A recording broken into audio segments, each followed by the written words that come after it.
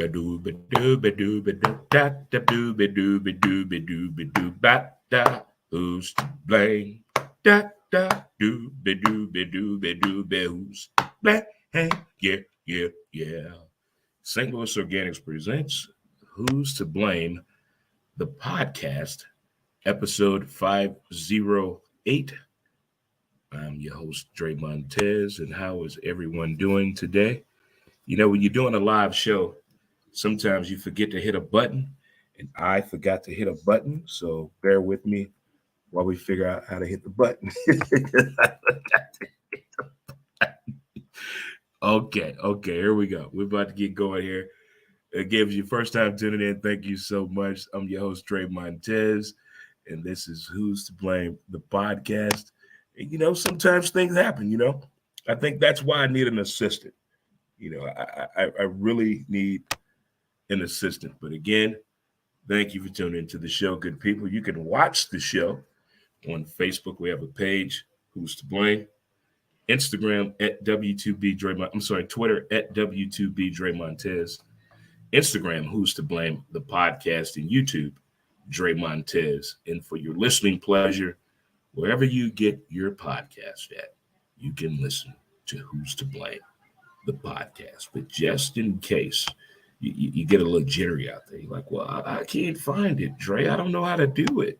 Well, there you go. Pull your phone out right there. Got a QR code for you. Thanks to my man B for doing that for me already. Already in the building. All righty. And for you folks that didn't catch today's show of Montez at midday, it was different. We had a guest in the show today. We had Miss Denise, who's joined us before. So shout out to Denise. She has a couple of podcasts on the way out. Swim to the Buoy and another one that's unnamed, but she has a couple of podcasts up under her that she's about to get going here real soon. And as I told you guys, again, Happy New Year, but I told you I have an array of guests that are coming on this month. I'm excited. I got confirmation today that on Mondays, real soon, I will have a regular guest on Mondays. I am looking forward to this individual being a part of the show. Finally, after 7 years of negotiations, I finally did it, guys. I did it. I'm proud of myself. The fact that we came to an agreement with the negotiations that we're having here. But yeah, so it went very, very, very well for me in getting a regular person on the show with me on Mondays. So this is going to be really, really, really, really fun. Trust me, I'm trying to do something while I'm doing this, but okay, there we go. Okay, now we got it going. There we go. All right, finally. Okay, now as I mentioned before, we do have a new sponsor joining the show. Thank you very, very, very, very, very much. It is U-File, the unlimited way. Unlimited taxes and more. Call 844-563-1040. Or you can text the word cash now to 21,000. 21000, or visit their location at 709 North Euclid. Welcome to the family. Appreciate it very much. If you or someone you may know wants to do some advertising on the show, there are several ways you can get a hold of us.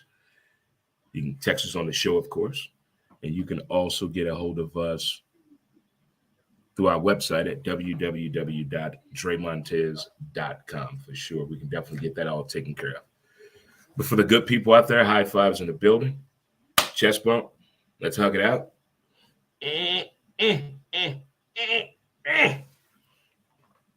If you're celebrating a birthday today, happy birthday to you. If you're celebrating an anniversary, happy anniversary to you. If you're just feeling good about yourself and the current state of affairs, there you go. All right, let's get our 7 pillars underway. We're going to get on into the show. We're going to let it go. We're going to ignore them. Give it time. Don't compete. Stay calm. It's on you. And laugh. That's one of my favorites right there. I'm telling you, pick one of those manjas out of there just to, once you get moving, I'm telling you, when you do that last look in the mirror to make sure everything is A-okay with you to leave the house, have one of those in mind. Right there. Have one of those in mind for sure. Now, in the Way Back Wednesday edition of the show today, episode 508, I was born in 1970. I'm quite sure, like many of you out there, there's probably a period of time you wish you lived in. With that being said, I kind of wish, just for this experience only, they banned smoking on airplanes in 1973, but we put a man on the moon in 1968. Doesn't make sense. I wish I would have flown on the airplane in the 60s. The airline was the Vegas 30,000 feet in the air. The airline was the shit. I think there are more people in the Mile High Club in the 60s than the 70s, 80s, and 90s, and 2000s. Yeah, I said it. The 60s, they kicked it. They got the drink, smoke cigarettes. Oh, my God. On the airplane?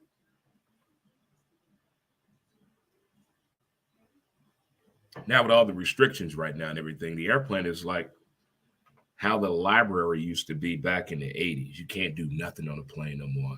If you smell like liquor or weed, you can't even fly. That don't make any sense to me, because I sound like I smell like I had a good time. I can't go to my destination. Who's to blame for that? Back in the day, man, what if an airline comes out that lets you drink and smoke weed? Now we talking. Fly high. That's what I would call the airline. Fly high. When you think about flying, you want to be relaxed. So what relaxes you? Alcohol, weed, and sex. All three things that used to be available on the airplanes back in the 50s, 60s. Now they frown up. Oh, you smell like you've been drinking all day. You damn right I am. You know where I'm going? That you smell like you've been smoking weed. It's legal. Why are you looking at the stewardess that way? I'm on a plane.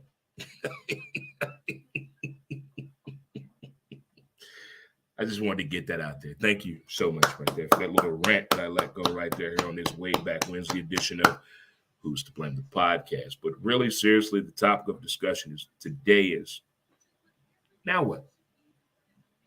And I say that thinking of players that are exiting the game due to retirement. And I say exiting the game, I mean sports. So we just had the NFL season come to an end. We got the playoffs going on. What a game Monday night. Congratulations, Cowboy fans.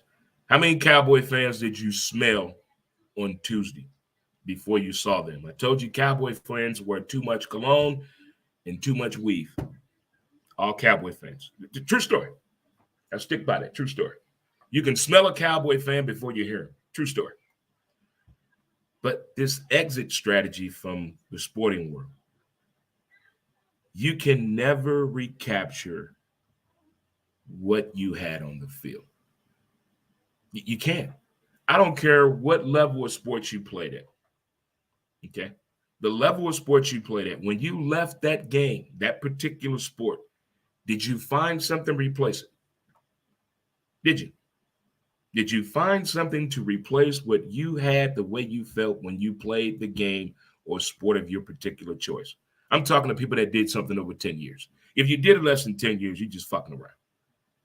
But if you did a particular sport for over 10 years, whether you play professional or not, whatever level you made it to, did you try to replace that feeling? Because I'm at the now what? You cannot replace it. I was in love with a particular sport. Softball. God, I miss her. You cannot replace that feeling.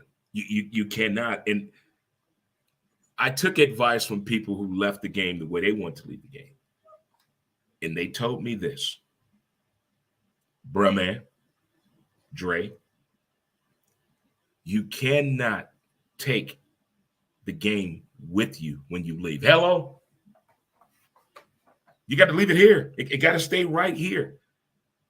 Every documentary I've seen about a sports athlete, whether they left the game the way they wanted to or due to injury, they say the same thing. I tried to recapture that feeling again. You can't. Nobody's going to roar for you that way again. Never. Never. No one is going to applaud you putting your clothes on in your own house. No one's going to applaud you coming in your door in your own house. You're not going to get that feeling anymore. So the now what is, I think that's a phase that all sports need to do. They give you all the advice on what to do, handling money and handling fortune and fame. They don't give you any advice when the fortune and the fame is gone. They give you no advice. Give you none. Some go into television, some go into radio, some go into corporate dealerships, whatever it may be, but it cannot replace it. It's impossible. Even as fans, when our favorite player retires or is gone, we're still with the team, but we're searching who. I'm one of those people. I have not worn a Denver Bronco jersey with a number on it other than John Elway. I can't do it. I don't know what it is. I need to get over the hump some kind of way, and I don't know how to get over the hump. We need counseling services for that. I told my buddy Mark, his brother Tim lives in Oklahoma. Shout out to Tim. Tim's hot girlfriend is a therapist. So I'm going to try to get the hot therapist on the show. But I was dead serious about people in sports need a therapist. We have nobody to talk to when shit don't go our way. Nobody. We can't yell at the TV in the bar. They snitch us out. Well, that guy's being rude and belligerent over there. You can't yell where you live at. You're being too loud. If you go outside and yell, they're going to call them people on you. So where are we supposed to go? Now what? Where are we supposed to go? When our players retire, it is a different. I went through an emotional breakdown. I wore a tuxedo when John Elway retired. He delayed it a week due to the Columbine shooting. But when that man did that retirement speech, I had a bucket of Coors Light, and I don't even drink Coors Light. That was the only time I ever drank Coors Light that day. And I looked at that press conference. I cried with that man. Somebody's going to cry, well, whoever retires this year. And I want to let you know right now, I'm here with you. I understand. When our players leave the game, to us, it went by so fast. It goes by so fast because you're having fun. You're having fun. There's no way in the hell you can tell me that I played ball for 25 years and it's over with. No, unacceptable. I can't even be around. I'm comfortable now to be around it. But in the beginning, oh no. What? Before I lost my vision, I couldn't even go around the game to see my friends still play. It was too emotional. Too emotional. You know how many football players say that? They can't even watch the game. You know how many baseball players say, I can't even watch the game anymore. It's the camaraderie. It's the brotherhood. It's the fans. It's the experience. It's the fucking smell. It's the smell. That's one thing I love about baseball. That smell is undescribable. It's undescribable. So we can laugh, we can joke, we can boo, but in the end, I want to appreciate anybody that plays sports. I don't care what level. If you play more than 10 years and you walked away from the game, I applaud you in more ways than one. If I could do it all over again, I still would have played 25 years. I didn't want to play ball in my 50s. I did not. No, I didn't. There's no knock against people that still play 50 and over, 55 and over, 60 and over. My buddy Blaine, his dad won the senior world at 70 over. That is on a whole new level. That is on a whole new level of, as we called it, the dirt. I miss the lingo. I miss the conversations on Wednesdays and Thursdays. But the worst thing ever to happen in softball to me, and I'm glad we survived, was that damn chat room. Oh, my God. Oh. That chat room in softball. it really tested people's egos. Either you could handle it or not. There's a different reason when you're playing ball, people booing you and talking shit about you. You can see that person. But when you can't see the individual and they're just typing, different game. So again, I would like to thank in part again for all of the athletes that have balled out. Intramural, semi-pro, pro, whatever it may be. Male, female, you did your thing. But every now and then, do you sit back and say, damn, I'm a pretty goddamn good athlete? Do you ever say that to yourself? You ever pat yourself on the back about, hey, you know what? In the beginning, I wasn't that good. But when it ended, I think I would have made the parents proud. Do you ever say that to yourself? I mean, there are a lot of people out there that have tried to play sports. I said tried. And you just say, hey, maybe this is not for you. In the movie Beer League, when Dave struck out, he said, Dave, I think you may be a lefty. But for the ones that applied the effort, just the fact you committed to something that long in dedication to me is just, in the words of J.J. Watt, he's been going to training camp for 23 years.